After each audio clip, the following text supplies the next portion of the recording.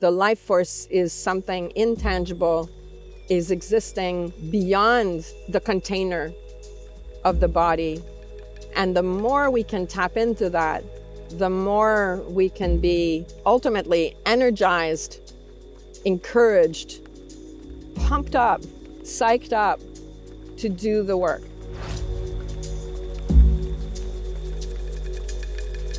Hello everyone, welcome to Soul Weather, your mid-month energy check-in. I'm Dany Lyne. I'm an intuitive, and for the last 20 years, I've been co-creating wellness and aligned manifestation with folks worldwide, physically, emotionally, mentally, and spiritually. In this series, I'm going to tap us into the main energy through line so that we can alchemize the expansions and the contractions of the life force into our sacred flow. Join my YouTube channel to get your mid-month energy check-in.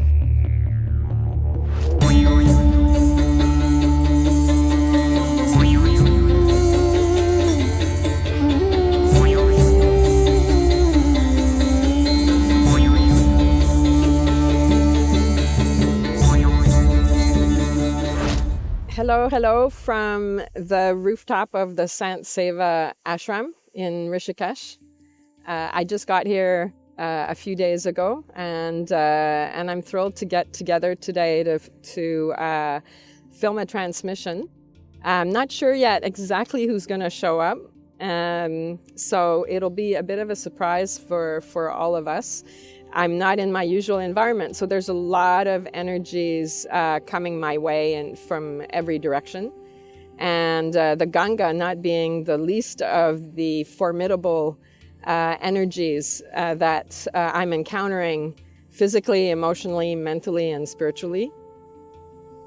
I've had the pleasure of going into the Ganga and bathing twice, and so I did it again on my birthday, so that was really special to be in the Ganga. And it's such an amazing blessing and a very tangible experience of the water of water. It's so obvious once you're in it within a few minutes. Even though it's water from a glacier, it's super cold. This amazing heat comes through your body and just flushes through the body, more so than when you're in a cold plunge. I do cold plunges all the time. It's not like that. It's a different thing. And then the impulse is to keep dunking the head under water and doing this very, very dynamic sequence of plunges. And one feels taken into the womb, one feels within her, in her, with her, of her, and there's a sense of and her intention being, and that it's like she so determined to remind us that we can rise above our suffering. And so Mother Ganga really takes us out of the sense of limitation and limits and all the stories we have about everything that limits us within ourselves, and what we think is external but is actually internal, and then how much of that is essentially, even though it's really painful, there's an element of it that can be deconstructed and transcended.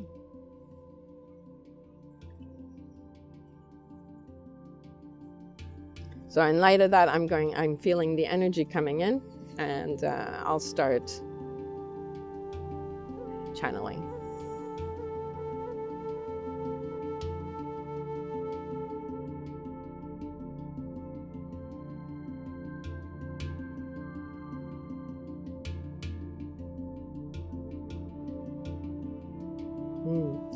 It is the Ganga that's coming in, so I'm going to be channeling the river. And she says that exactly that the pace of her water and the rhythm and the pulse and the current being so strong is a reminder that the life force is strong. The life force is always shifting, always moving, and always directional, moving toward orientation out of disorientation.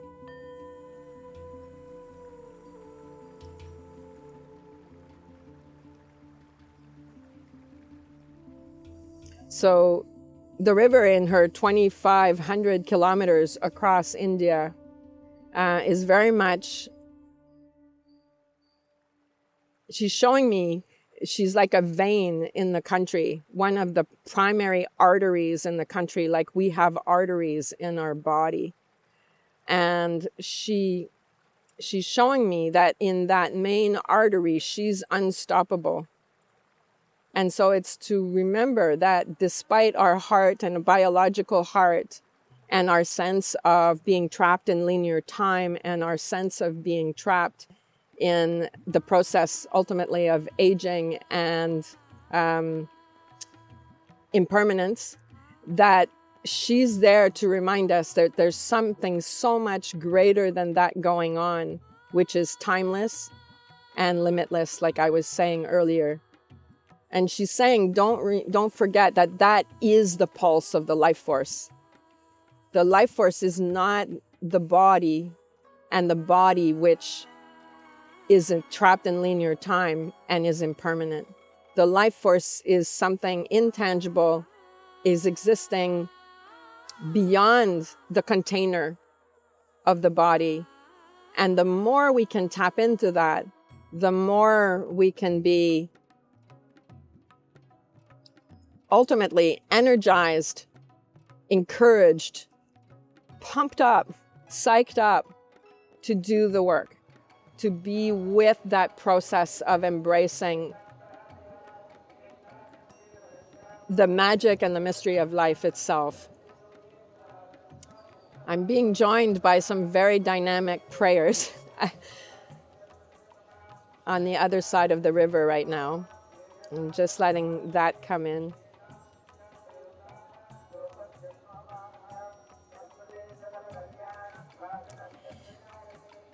The same way that when we meet such a river, and we have the St. Lawrence in Canada, which you've all experienced, many of you, and other amazing rivers in the world, and she's saying other mountains and other volcanoes and other tremendous landscapes.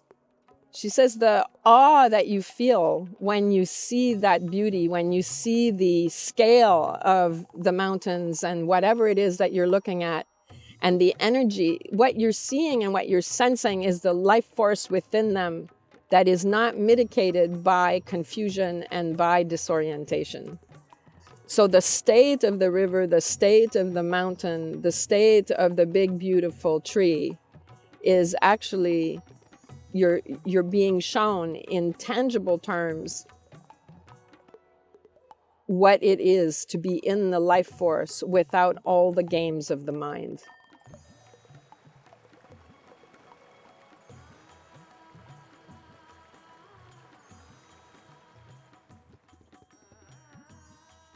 So whether you feel it or not, she's saying that right now, if you can, just see if you can tune in to the amazing river.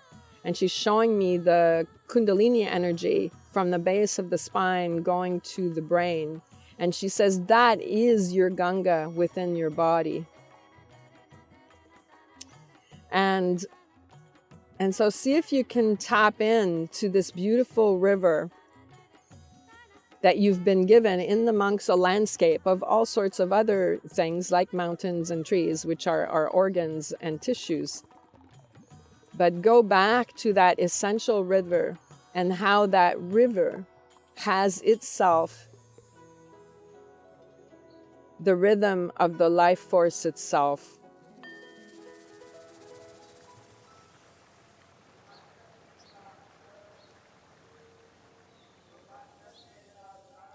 She's sharing her energy with us so that any sorts of stickiness and any kind of adhesions that we might have along our dural membrane in that environment, she's moving stuff around right now to liberate and cleanse whatever cobwebs and if there's a lot of rocks in the river at any point in time in its trajectory.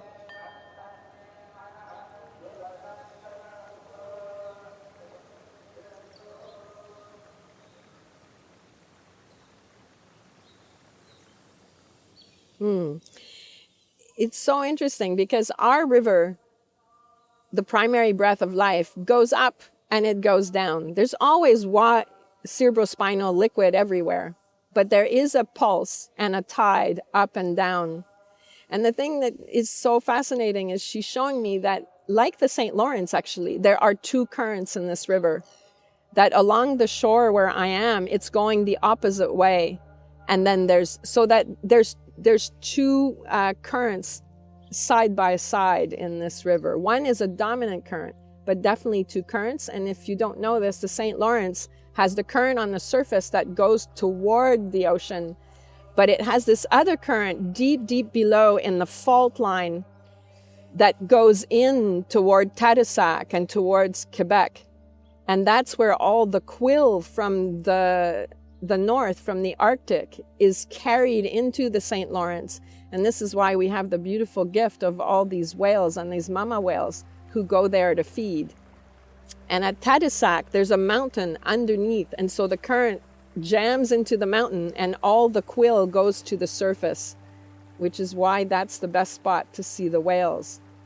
So I never took this in. Like, she's showing me, like, you know, we're so convinced there's this one current and we stick to that one idea because of that's the most visible current. But she's saying when it comes to the pulse of life, there's always the two currents and always the yin and the yang, and the life force is expressed. So even in such a, what seems to be a very directional river with such a current, to feel into the subtlety and to the presence of these two pulses moving seemingly opposite to each other, but actually being the secret recipe of life itself, of the mingling of these currents.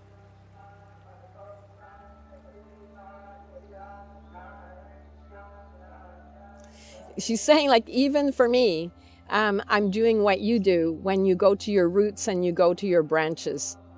When you're trying to orient yourself in your sacred tree, she says, I'm doing the same thing in my own way. And all of nature is operating this way as well.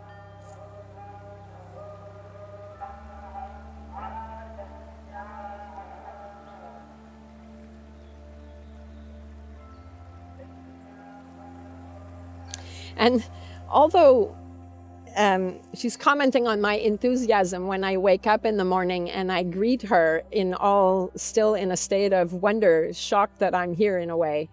She's saying, actually, when you wake up in the morning, if you actually take a few minutes to witness and celebrate the magic of the organism that you're living in, and the magic of this beautiful river running through your spine, up and down from the root of your spine to your brain, you will transform your day.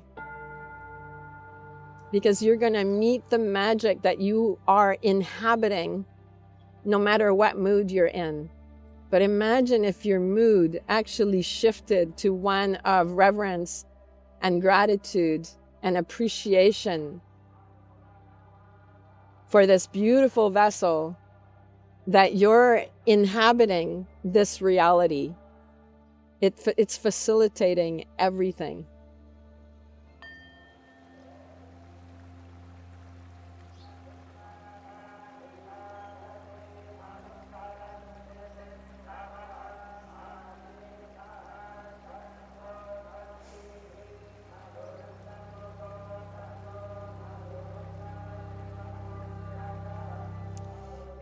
So right now she's sending energy so that we're reminded of the movement and to welcome the sensations of movement, so that we're not feeling disoriented by the flow, disoriented by the fluctuations, or even feeling insecurity or fear due to the fluctuations. So she says that when we're in PTSD, when we're in trauma, we stiffen up.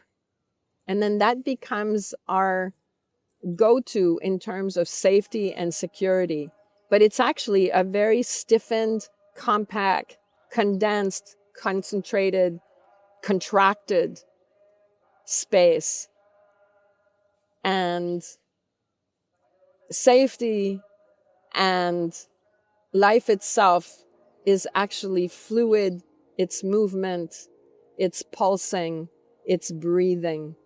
And so expanding in the breath, expanding in the movement of your fluids, in the pump of your heart, the pump that are your lungs.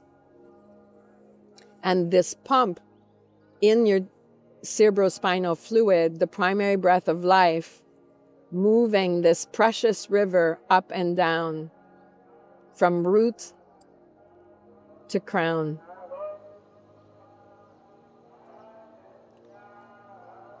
She's suggesting let yourself be so attuned to the pulsations of these environments that you become less dense and physical.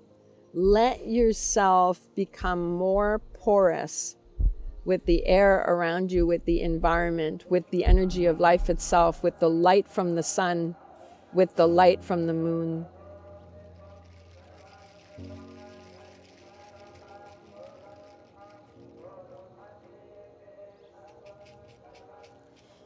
Ananda Mahima is coming in, and as you know, I was in the ashram here in Haridwar just a couple of days ago, and she's coming in with a wink, and then she's saying that there are humans around, there are teachers, whether in bodies or without bodies, who are helping us experience and remember more tangibly what it's like to be one with that life force, without resistance, without fear. And it's like she's saying, that's why I came into a body, so that I could be with you in a body. So that I was a reminder that it's possible to bring that miracle of life in all of its subtlety and magnitude into the experience of every moment, of every day, of every month, of every year. So she's saying that the energy that some call God, the divine energy, life itself, the mystery, whatever you want to call it, she's saying it comes into form in the rivers, in the trees, in the mountains, and sometimes in bodies. It does this for us. It does this with us.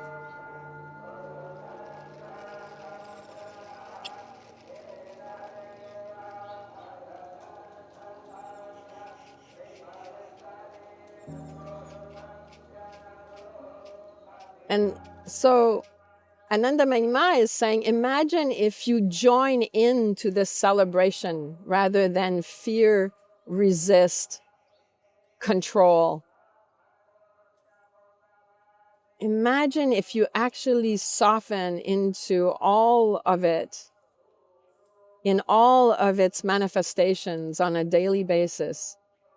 Heck, in an hour, how much can happen? Imagine if you actually are present for that without any resistance, without doubt.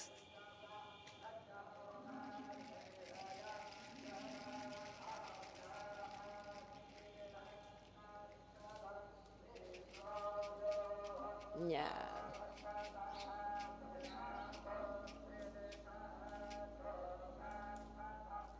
And she's saying, of course, it always gets tricky because there's always the yin and the yang. And so she says the reason it's so kind of sparkly and in some ways, right, challenging, is it's not one flavor that comes in. There's always at every possible angle that you can be in this amazing kaleidoscope is you're always in an interface and a dance between the yin and the yang.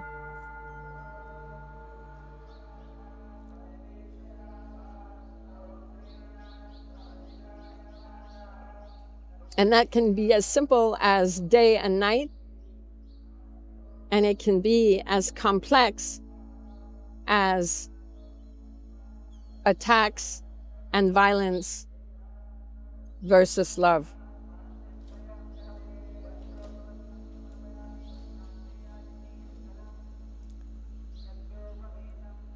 And she's saying, while we've suffered, all of us, to one extent or another, from really challenging situations, she's saying, let yourself soften into the mystery of the yin and yang and into the spectrum of experience. And don't let, in a way, violence and trauma become your sense of those extremes, but always come back to the sun and the moon, the light and the dark, the day and the night, spring and fall, and all the subtle ways in which people inhabit those energies. And so in all your relationships and your dynamics, you can never say it's this one thing. It's always a dynamic.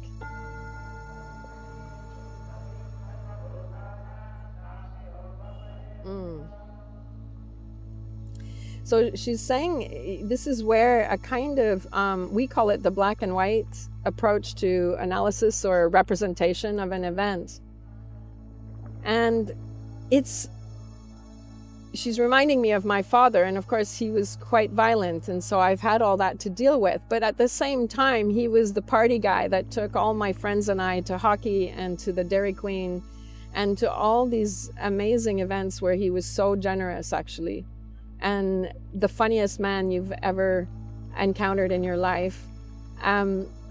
He was both, and we're all both, and it's so complex. And so it's allowing everybody, she's showing me like a flower, and she's saying, yes, there's the yin and the yang, but then there's all the petals of the flower, there's the stem, there might be the thorns, there's the leaves, there's this, there's that. It's letting yourself be in all the different layers so that you're not pointing a finger and calling one thing just one thing, because that snuffs the life out of it. And it will amplify, which she's showing me, your suffering and your pain. And therefore, it will amplify your traumatic load. And she says it's going to amplify your tendency to hate, to resent, and to drop into lower frequencies.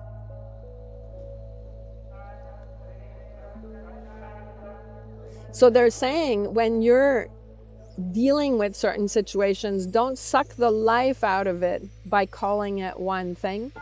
And in fact, she's saying it'll be really useful too when you meet someone that you think is the one thing that is really great. If you hold more space for the complexity, you're going to find out that there's layers in that person as well. And they're not going to be perfect either. They're going to be embodying a mixture of energies as well.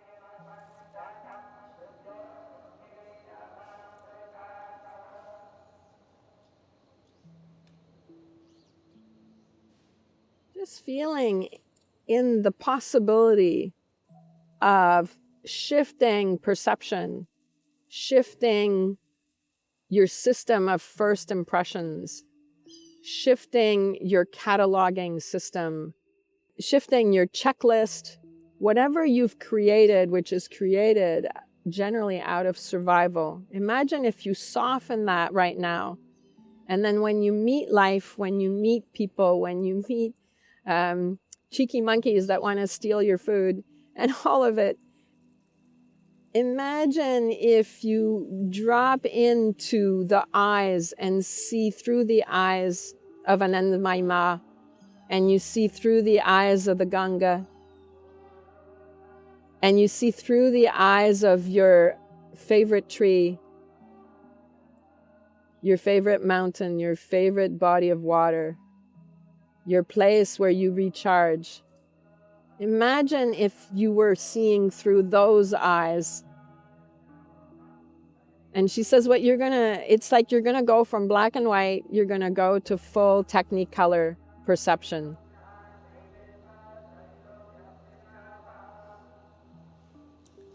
And then letting your nervous system settle down and settle into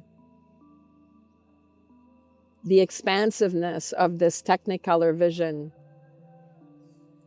where there's so much more subtlety, so many more layers.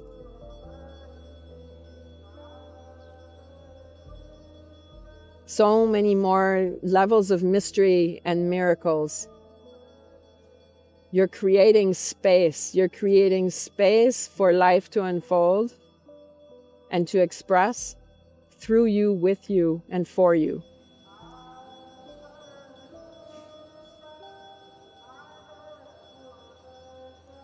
She's showing me very much the depth of trust that can take hold when you see through the eyes of someone like Anandamayi Ma or the Mama Ganga,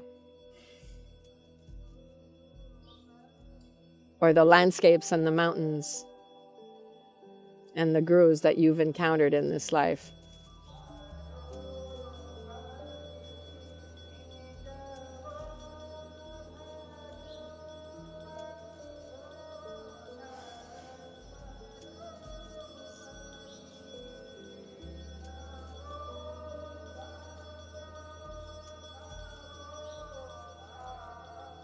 So just feeling that all the way through your nervous system. And she says in our black and white attitude there, our nervous system is just very excitable and will latch on to everything. It's like, it's almost like too much in focus. And I think she's describing essentially hypervigilance.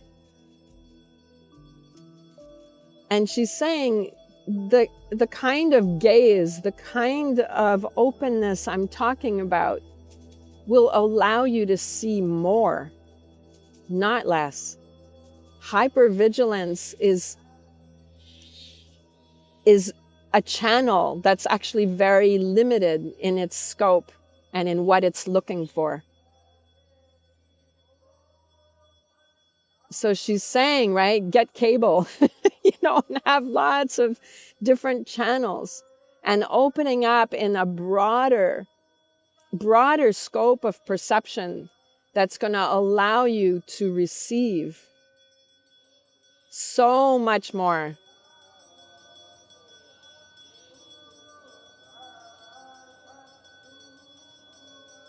And when she's showing me that when you're in that level of expanded perception, with it, your heart will receive so much more, because you're going to tune in to the subtlety, and you're going to tune in to the power of the life force and to all these embodiments of the life force who are on your team.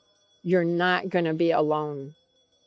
The hypervigilance amplifies aloneness and isolation, and therefore a sense of powerlessness, and also perhaps overwhelm, fear, panic, whatever.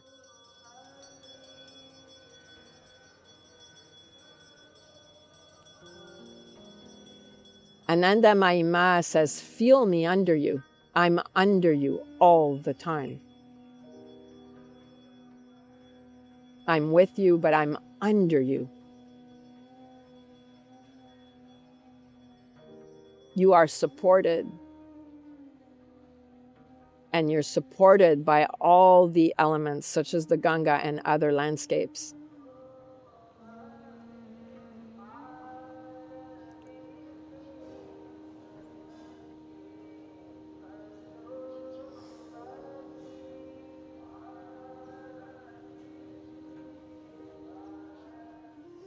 So see if you can let yourself be a part of this magic, be a part of this mystery, to welcome that porousness and that being with. It creates, Ananda Mahima says, it creates space for me to come and for you to feel me more tangibly. It creates space for you to welcome your teachers, to welcome your loved ones, and to welcome life itself.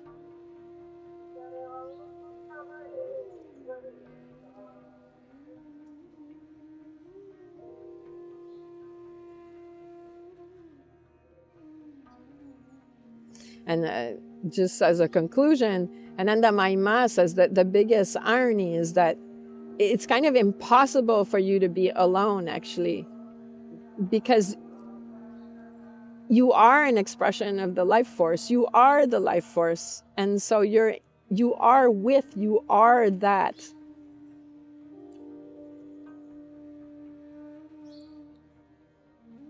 Every cell, every molecule is aware of that. It's only your brain and your ego that seems to have forgotten that. But every cell in your liver knows that. Your organism actually knows that. So when you're going porous, you're going into the consciousness that is already in all your cells and all your organs. The beautiful teamwork that is happening in this organism every minute of every day. We're inherently in a team. We're inherently together. We're inherently in a space of shared and co-created joy and celebration and love and kindness.